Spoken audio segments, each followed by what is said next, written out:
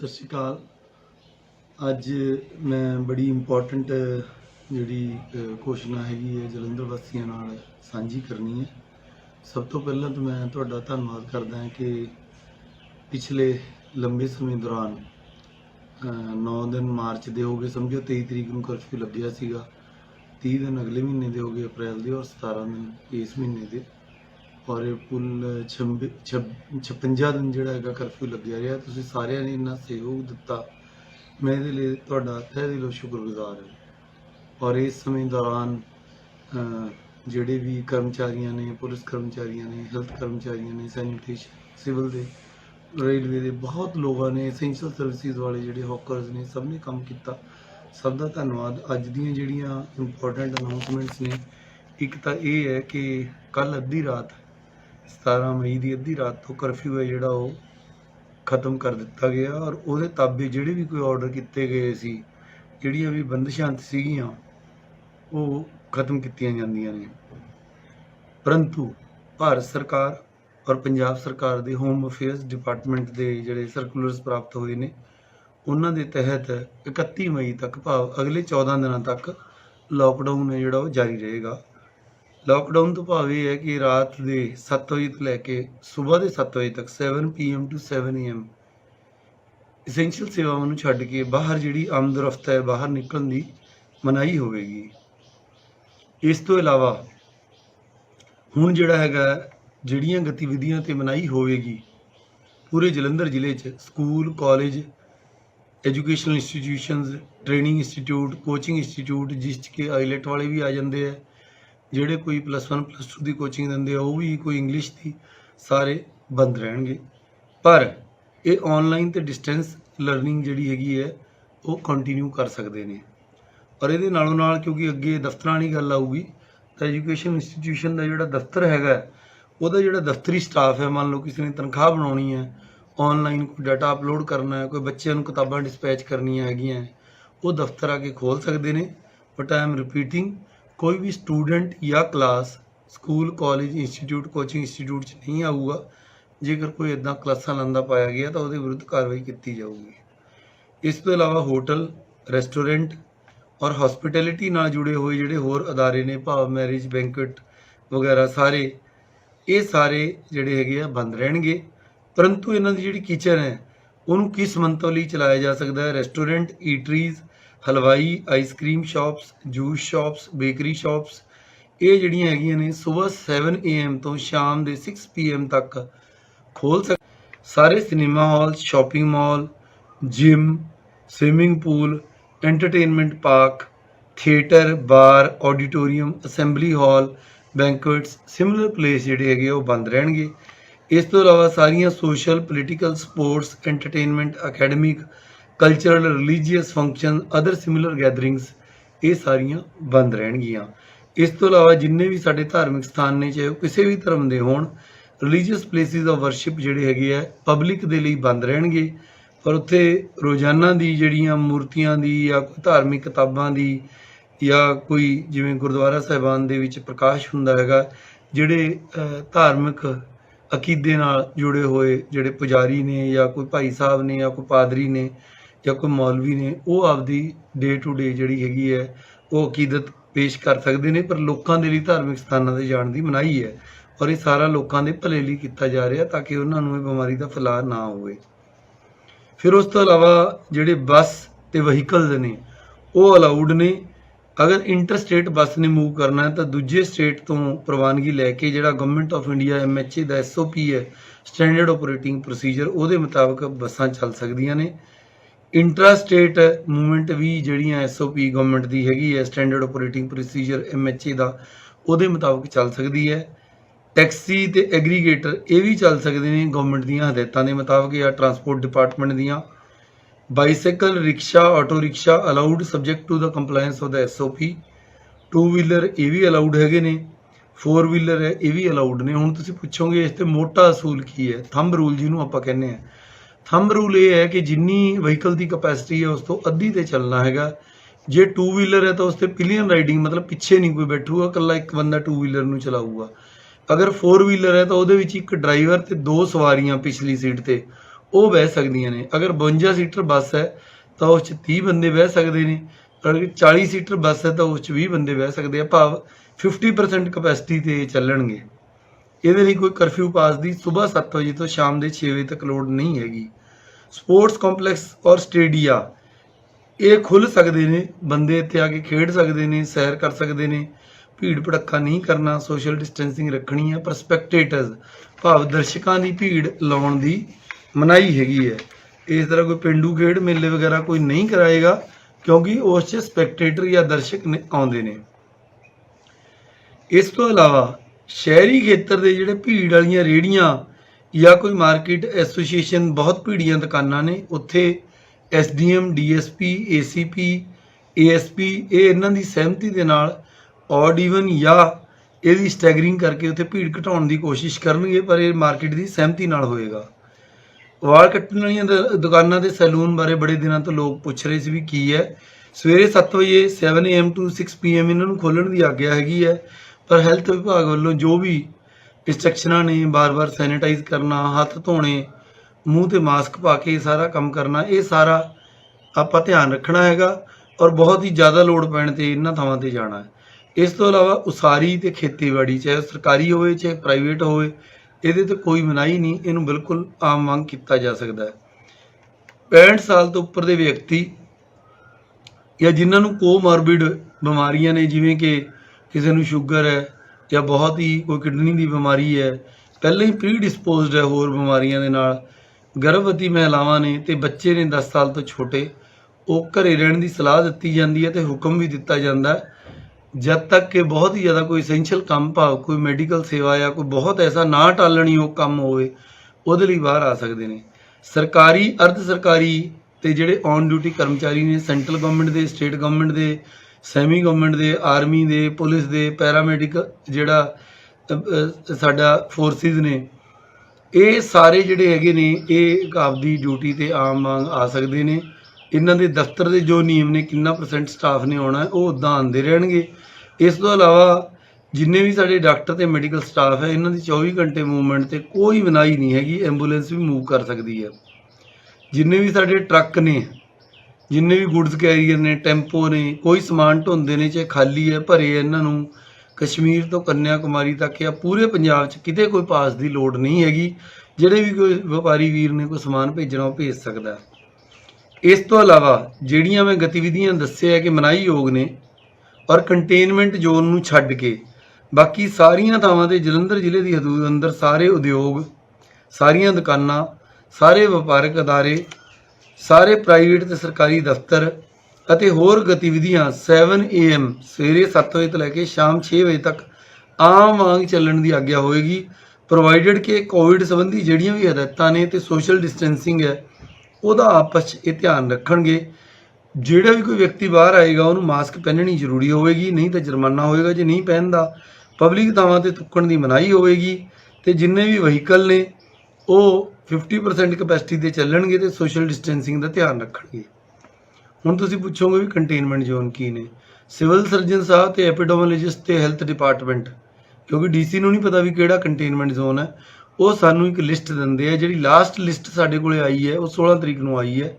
ਇਹਦੇ 'ਚ containment zone 'ਚ ਕਿਹੜੇ ਕਿਹੜੇ ਪਏ ਨੇ, ਪਿਛਲੇ ਜਿਹੜੇ 28 ਦਿਨਾਂ 'ਚ ਕੇਸ ਆਏ ਨੇ ਉਹਦੇ ਹਿਸਾਬ ਨਾਲ ਰਾਜਾ ਗਾਰਡਨ ਬਸਤੀ ਦਾਨਿਸ਼ਮੰਦਾ, ਸ਼੍ਰੀ ਗੁਰੂ ਰਵਿਦਾਸ ਨਗਰ ਬਸਤੀ ਦਾਨਿਸ਼ਮੰਦਾ, ਨਿਊ ਰਸੀਲਾ ਨਗਰ ਬਸਤੀ ਦਾਨਿਸ਼ਮੰਦਾ, शिवाजी नगर बस्ती दानिशमंदा, बेगमपुरा ते सुरजीत नगर बस्ती दानिशमंदा, बस्ती शेख बस्ती गुजा, न्यू गोविंद नगर, तेजमोहन नगर।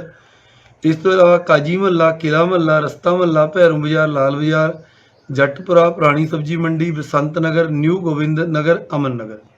ये हुण अज की डेट कंटेनमेंट जोन ने, बट एक इवॉल्विंग प्रोसैस है। असी होर एक दो दिनों के अंदर सिविल सर्जन तो रिपोर्ट लैके अगर इस कोई बदलाव की लोड़ होएगी तुसीं धीरज ना हारो, असी वो भी जिहड़ी हैगी अगर लोड़ पई तां उहनूं चेंज करांगे।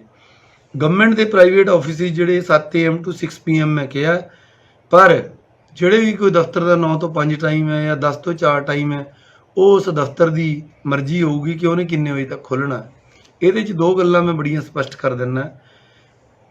दफ्तरां दे विच बैंक भी आउंदे ने, ਜਿਹੜੇ ਬੈਂਕ ਨੇ, ਕਿਉਂਕਿ ਪੁਰਾਣੇ ਆਰਡਰ ਸਾਰੇ ਨਿਰਸਤ ਹੋ ਗਏ। ਬੈਂਕ ਅੱਜ ਤੋਂ ਬਾਅਦ ਨੋਰਮਲ ਆਪਦਾ ਜਿਹੜਾ ਟਾਈਮ ਪੀਰੀਅਡ ਹੈ ਉਹਦੇ ਮੁਤਾਬਕ ਖੁੱਲਣਗੇ। ਭਾਵ ਜੋ ਵੀ ਇਹਨਾਂ ਦਾ ਕੋਈ 10 ਤੋਂ 5 ਦਾ ਟਾਈਮ ਹੈਗਾ, ਜਿੰਨਾ ਪਬਲਿਕ ਆਰਜ਼ ਹੈਗੇ ਨੇ ਉਹ ਬੈਂਕ ਆਮ ਜਾਂ ਜਿਹੜੀਆਂ ਫਾਈਨੈਂਸ ਕੰਪਨੀਜ਼ ਹੈਗੀਆਂ ਨੇ ਉਹ ਵੀ ਆਮ ਵਾਂਗ ਖੁੱਲਣਗੀਆਂ, ਪਰ ਇਹ ਸੋਸ਼ਲ ਡਿਸਟੈਂਸਿੰਗ ਤੇ ਗੋਲੇ ਮਾਰਨ ਦਾ ਧਿਆਨ ਰੱਖਣਗੇ। ਦੂਜੀ, ਕਿਉਂਕਿ ਜਲੰਧਰ ਹੱਬ ਹੈਗਾ ਆਈਲਸ ਸੈਂਟਰਾਂ ਦਾ, ਤੇ ਜਿਹੜੇ ਬਾਹਰ ਬੱਚੇ ਜਾਂਦੇ ਨੇ ਉਹ ਸਾਡੇ ਟਰੈਵਲ ਏਜੰਟ ਹੈਗੇ ਨੇ, ਉਹ ਵੀ ਬੜੇ ਸਵਾਲ ਆ ਰਹੇ ਆ ਵੀ ਖੁੱਲ੍ਹ ਸਕਦੇ ਆ ਕਿ ਨਹੀਂ ਖੁੱਲ੍ਹ ਸਕਦੇ। ਇਹਨਾਂ ਦੇ ਜਿਹੜੇ ਬੈਕ ਐਂਡ ਦਫ਼ਤਰ ਹੈ, ਕੋਈ ਤਨਖਾਹ ਦੇਣ ਲਈ, ਕੋਈ ਹੋਰ ਵੀਜ਼ਾ ਪ੍ਰੋਸੈਸਿੰਗ ਲਈ, ਉਹ ਆਪਦੇ ਘੱਟ ਸਟਾਫ ਦੇ ਨਾਲ ਖੁੱਲ੍ਹ ਸਕਦੇ ਆ, ਪਰ ਉੱਥੇ ਸਟੂਡੈਂਟਸ ਨੂੰ ਬੁਲਾ ਕੇ ਕੋਈ ਕਲਾਸਾਂ ਲਾ ਕੇ ਕੋਈ ਆਈਲੈਟ ਦੀ ਕੋਚਿੰਗ ਦੇਣ ਤੇ ਮਨਾਹੀ ਹੈ। ਆਨਲਾਈਨ ਕੋਚਿੰਗ ਦਿੱਤੀ ਜਾ ਸਕਦੀ ਹੈ, ਜੇ ਕਿਸੇ ਨੇ ਉੱਤੇ ਕਲਾਸਾਂ ਲਾਈਆਂ ਤਾਂ ਉਹਦੇ ਤੇ ਕਾਰਵਾਈ ਹੋਏਗੀ। ਇਸ ਤੋਂ ਇਲਾਵਾ ਸਰਕਾਰ ਦੇ ਵੱਖ-ਵੱਖ ਡਿਪਾਰਟਮੈਂਟਾਂ ਵੱਲੋਂ ਐਡਵਾਈਜ਼ਰੀ ਜਾਰੀ ਹੋਈਆਂ ਨੇ, ਉਹ ਬੈਂਕਾਂ ਬਾਰੇ ਵੀ ਹੈਗੀ ਹੈ, ਦਫ਼ਤਰਾਂ ਬਾਰੇ ਵੀ ਹੈਗੀ ਹੈ, ਏਅਰ ਕੰਡੀਸ਼ਨਰਾਂ ਦੇ ਪ੍ਰਯੋਗ ਬਾਰੇ ਵੀ ਹੈਗੀ ਹੈ, ਇੰਡਸਟਰੀ ਵਾਲੇ ਵੀਰਾਂ ਨੂੰ ਵੀ ਐਡਵਾਈਜ਼ਰੀ ਹੋਈ ਵੀ ਹੈ, ਨਰੇਗਾ ਦੇ ਕੰਮ ਕਿੱਦਾਂ ਕਰਨੇ ਹੈ, ਸ਼ਾਪਸ ਜਿਹੜੀਆਂ ਦੁਕਾਨਾਂ ਨੇ ਉਹਨਾਂ ਤੇ ਕੰਮ ਕਿੱਦਾਂ ਕਰਨਾ ਹੈ, ਪੈਟਰੋਲ ਪੰਪ ਕਿੱਦਾਂ ਕਰਨੇ ਹੈ, ਸੀਨੀਅਰ ਸਿਟੀਜ਼ਨ ਨੇ ਆਪਦੀ ਸਿਹਤ ਦਾ ਕਿਵੇਂ ਧਿਆਨ ਰੱਖਣਾ ਹੈ, ਟਰਾਂਸਪੋਰਟ ਆਫ ਦਾ ਬੱਸਿਸ ਕਿਵੇਂ ਕਰਨਾ ਹੈ, ਫੂਡ ਦੀ ਸੇਫਟੀ ਕਿਵੇਂ ਕਰਨੀ ਹੈਗੀ ਹੈ, ਇੰਟਰਸਟੇਟ ਮੂਵਮੈਂਟ ਕਿਵੇਂ ਹੈ, ਹੋਟਲਸ ਵਗੈਰਾ ਜਿਹੜੇ ਕੁਆਰੰਟਾਈਨ ਲਈ NRI ਵੀਰਾਂ ਲਈ ਦਿੱਤੇ, ਸਾਰਾ ਕੁਝ ਇਨ ਮਿਨ ਪਾਲਣਾ ਯਕੀਨੀ ਬਣਾਉਣ ਦੀ ਜਿਹੜੀ ਹੈਗੀ ਹੈ ਆਮ ਨਾਗਰਿਕਾਂ ਦੀ ਜ਼ਿੰਮੇਵਾਰੀ ਹੋਏਗੀ। ਔਰ ਜੋ ਇਹਨਾਂ ਹਦਾਇਤਾਂ ਦੀ ਪਾਲਣਾ ਨਹੀਂ ਕਰੇਗਾ ਉਹ ਨੈਸ਼ਨਲ ਡਿਜ਼ਾਸਟਰ ਮੈਨੇਜਮੈਂਟ ਐਕਟ 2005 ਔਰ IPC ਦੀਆਂ ਜਿਹੜੀਆਂ ਧਾਰਾਵਾਂ ਨੇ ਉਹਨਾਂ ਦੇ ਤਹਿਤ ਬਣਦੀ ਕਾਰਵਾਈ ਹੈ ਜਿਹੜੀ ਕੀਤੀ ਜਾਵੇਗੀ। ਹੁਣ ਅਖੀਰ 'ਚ ਆ ਕੇ ਇਹ ਤਾਂ ਰਹਿ ਗਏ 4 ਪੰਨੇ। ਇਹ 4 ਪੰਨਿਆਂ ਦੇ ਨਾਲ ਹੀ ਕਰਫਿਊ ਲੱਗਿਆ ਸੀ, ਇਹ 4 ਪੰਨਿਆਂ ਦੇ ਨਾਲ ਹੀ ਕਰਫਿਊ ਹਟਿਆ। ਅੱਜ ਤੋਂ ਬਾਅਦ ਅਸੀਂ ਲਾਕਡਾਊਨ 'ਚ ਐਂਟਰ ਕਰ ਰਹੇ ਹਾਂ। ਹੁਣ ਜਲੰਧਰ ਵਾਸੀ 25 ਲੱਖ ਲੋਕ ਮੈਂ ਪਹਿਲੇ ਦਿਨ ਤੋਂ ਕਹਿੰਦਾ ਆਇਆ ਕਿ ਸਾਡਾ ਪਰਿਵਾਰ ਹੈ, ਮੈਂ ਉਹਨਾਂ ਦੇ ਨਾਲ 2 ਮਿੰਟ ਗੱਲਾਂ ਇਹ ਕਰਨੀਆਂ ਨੇ। ਦੇਖੋ, ਇਹ ਕਾਗਜ਼ ਹੈ, ਇਹ ਇੱਕ ਇੰਸਟੀਟਿਊਸ਼ਨ ਹੈ, DC ਦੀ ਹੈ, MHA ਦੀਆਂ ਹਦਾਇਤਾਂ ਮੁਤਾਬਕ ਮੈਂ ਸਾਈਨ ਕਰਤਾ, ਇਹ ਹੋ ਗਿਆ, ਕਰਫਿਊ ਲੱਗ ਗਿਆ, ਕਰਫਿਊ ਹਟ ਗਿਆ, ਅੱਜ ਲਾਕਡਾਊਨ ਦੀਆਂ ਹਦਾਇਤਾਂ ਆ ਗਈਆਂ। ਪਰੰਤੂ ਜਿਹੜੀ ਇਹ ਹਵਾ ਹੈਗੀ ਹੈ ਇਹ ਇੱਕ ਬਾਇਓਲੋਜੀਕਲ ਚੀਜ਼ ਹੈਗੀ ਹੈ, ਮਤਲਬ ਇੱਕ ਜਿਉਂਦੀ ਜਾਗਦੀ ਚੀਜ਼ ਹੈ। ਕਰੋਨਾ ਜਿਹੜਾ ਵਾਇਰਸ ਹੈ ਇਹ ਹਵਾ 'ਚ ਮੌਜੂਦ ਹੈ। ਕੁਝ ਕੈਰੀਅਰ ਇਹਦੇ ਆਪਣਾ ਸੁਭਾਗ ਹੈ ਕਿ ਪੰਜਾਬ ਤੇ ਇੰਡੀਆ ਦੇ ਵਿੱਚ ਉਹਨਾਂ 'ਚ ਲੱਛਣ ਘੱਟ ਆ ਰਹੇ ਆ, ਹਰ ਦੇਸ਼ 'ਚ ਇਹਦਾ ਬਿਹੇਵੀਅਰ ਅੱਡ ਹੈ। ਸੋ ਇਸ ਕਰਕੇ ਇਸ ਕਾਗਜ਼ ਦੇ ਸਾਈਨ ਹੋਣ ਨਾਲ ਆਪਾਂ ਇਹ ਨਹੀਂ ਸਮਝ ਲੈਣਾ ਕਿ ਖਤਰਾ ਹਟ ਗਿਆ। ਸਰਕਾਰ ਨੇ, ਕੋਈ ਸਰਕਾਰ ਇਹ ਨਹੀਂ ਚਾਹੁੰਦੀ ਕਿ ਉਹਦਾ GDP ਬੰਦ ਹੋਵੇ, ਉਦਯੋਗ ਬੰਦ ਹੋਣ, ਟੈਕਸ ਬੰਦ ਹੋਣ, ਲੋਕਾਂ ਦਾ ਅਰਥਚਾਰਾ ਬੰਦ ਹੋਵੇ, ਕਿਉਂਕਿ ਸਰਕਾਰਾਂ ਇਸੇ ਨਾਲ ਹੀ ਚੱਲਦੀਆਂ ਨੇ। ਮਾਨਯੋਗ ਮੁੱਖ ਮੰਤਰੀ ਸਾਹਿਬ ਨੇ, PM ਸਾਹਿਬ ਨੇ ਡੇ 1 ਤੋਂ ਤੁਹਾਨੂੰ ਸਮਝਾਇਆ। ਇਹ ਹਿਸਟੋਰਿਕ ਹੈ ਕਿ ਕਿਸੇ DC ਦੇ ਆਰਡਰ ਨਾਲ 56 ਦਿਨ ਤੱਕ ਕਰਫਿਊ ਲੱਗਿਆ ਰਿਹਾ ਹੋਵੇ ਲਗਾਤਾਰਤਾ 'ਚ।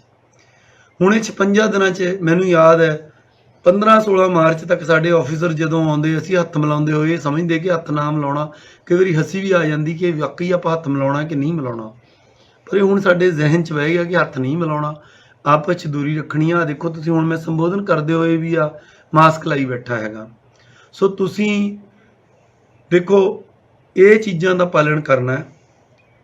ਇਹ ਜਿਹੜਾ ਹਦਾਇਤਾਂ ਜ਼ਰੂਰ ਚੇਂਜ ਹੋ ਗਈਆਂ ਪਰ ਵਾਇਰਸ ਦਾ ਖਤਰਾ ਉਨਾ ਹੀ ਖੜਿਆ ਹੈ। ਤੁਸੀਂ ਵਿਦੇਸ਼ਾਂ ਦੀ ਐਗਜ਼ਾਮਪਲ ਦੇਖ ਲਈ, ਅਮਰੀਕਾ ਦੀ ਦੇਖ ਲਈ, ਫਰਾਂਸ ਦੀ ਦੇਖ ਲਈ, ਇਟਲੀ ਦੀ ਦੇਖ ਲਈ, UK ਦੀ ਦੇਖ ਲਈ, ਚਾਈਨਾ ਦੀ ਦੇਖ ਲਈ। ਹੁਣ ਆਪਣੇ ਹਿੰਦੁਸਤਾਨ ਦੇ ਵਿੱਚ ਆ ਜਾਓ, ਸਭ ਤੋਂ ਅਮੀਰ ਸ਼ਹਿਰ ਸੂਰਤ ਦੇਖ ਲਓ, ਅਹਿਮਦਾਬਾਦ ਦੇਖ ਲਓ, ਇੰਦੌਰ ਦੇਖ ਲਓ, ਬੰਬੇ ਦੇਖ ਲਓ, ਚੇਨਈ ਦੇਖ ਲਓ। ਇਹਨਾਂ ਸ਼ਹਿਰਾਂ ਦਾ ਕੀ ਹਾਲ ਹੋਇਆ ਰੋਜ਼ ਤੁਸੀਂ TV ਤੇ ਦੇਖਦੇ ਹੋ। ਆਪਾਂ ਜਲੰਧਰ ਦੇ ਵਿੱਚ ਭਾਵੇਂ ਕਿ ਸ਼ੁਰੂ 'ਚ ਗ੍ਰਾਫ ਬੜੀ ਤੇਜ਼ੀ ਨਾਲ ਵਧਿਆ, ਪਰ ਆਪਾਂ ਧਾਮਲ ਦੇ ਨਾਲ ਇਹਨੂੰ ਬੜਾ ਕੰਟਰੋਲ 'ਚ ਲੈ ਕੇ ਆਏ ਆ। ਆਪਾਂ ਆਪਣਾ ਅਰਥਚਾਰਾ ਚਲਾਉਣਾ। ਤੁਹਾਡੀਆਂ ਦੁਕਾਨਾਂ ਵੀ ਚੱਲਣੀਆਂ ਚਾਹੀਦੀਆਂ, ਫੈਕਟਰੀਆਂ ਦੀਆਂ ਚਿਮਨੀਆਂ 'ਚੋਂ ਵੀ ਧੂੰਆਂ ਨਿਕਲਣਾ ਚਾਹੀਦਾ, ਮਜ਼ਦੂਰਾਂ ਨੂੰ ਵੀ ਰੁਜ਼ਗਾਰ ਮਿਲਣਾ ਚਾਹੀਦਾ, but at the same time ਆਪਾਂ ਅਵੇਸਲੇ ਨਹੀਂ ਹੋਣਾ। ਸਰਕਾਰ ਜਿਹੜੀ ਹੈਗੀ ਹੈ ਹਰ ਬੰਦੇ ਦੇ ਸਿਰ 'ਤੇ ਡੰਡਾ ਲੈ ਕੇ ਨਹੀਂ ਖੜਾ ਹੋ ਸਕਦੀ। 56 ਦਿਨ ਸਰਕਾਰ ਡੰਡਾ ਲੈ ਕੇ ਖੜੀ ਹੋਈ ਤਾਂ ਦੇਖੋ ਤੁਸੀਂ ਆਪ ਹੀ ਕਹਿਣ ਲੱਗੇ ਵੀ ਅੱਜ ਕਰੋਕਰੀ ਖੋਲ੍ਹ ਦਿਓ ਜੀ, ਅੱਜ ਕੱਪੜੇ ਖੋਲ੍ਹ ਦਿਓ ਜੀ, ਅੱਜ ਬੂਟ ਖੋਲ੍ਹ ਦਿਓ। ਜੈਨੂਇਨਲੀ ਸੋ, ਕਿਉਂਕਿ ਇਹ ਚੀਜ਼ਾਂ ਦੀ ਲੋੜ ਹੈ, ਸਾਰਿਆਂ ਨੂੰ ਰੁਜ਼ਗਾਰ ਦੀ ਵੀ ਲੋੜ ਹੈ। ਪਰ ਅੱਜ ਤੋਂ ਜਿਹੜੀ ਬਾਗਡੋਰ ਹੈਗੀ ਉਹ ਤੁਹਾਡੇ ਹੱਥ ਹੈ। ਮਾਨਯੋਗ ਮੁੱਖ ਮੰਤਰੀ ਸਾਹਿਬ ਨੇ, ਸਿਹਤ ਮੰਤਰਾਲੇ ਨੇ, PM ਸਾਹਿਬ ਨੇ, ਸਾਰਿਆਂ ਨੇ ਕੁੱਟ ਕੇ ਇਹ ਗੱਲ ਤੁਹਾਡੇ ਜ਼ਿਹਨ 'ਚ ਭਰ ਦਿੱਤੀ ਹੈਗੀ ਹੈ ਕਿ ਵੀ ਆਪਾਂ ਇਸ ਚੀਜ਼ ਦਾ ਨਿਰਵਾਹਨ ਕਰਨਾ, ਆਪਣਾ ਧਿਆਨ ਆਪ ਰੱਖਣਾ। ਹੁਣ ਇਹ ਡੋਰ ਤੁਹਾਡੇ ਹੱਥ ਹੈਗੀ ਹੈ।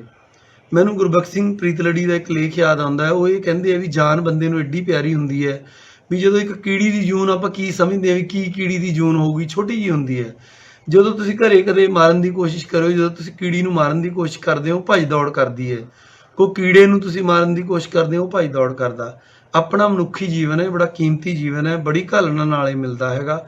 ਕੋਈ ਬੰਦਾ ਇਹ ਨਹੀਂ ਚਾਹੁੰਦਾ ਕਿ ਮੇਰੀ ਜਾਨ ਜਾਵੇ।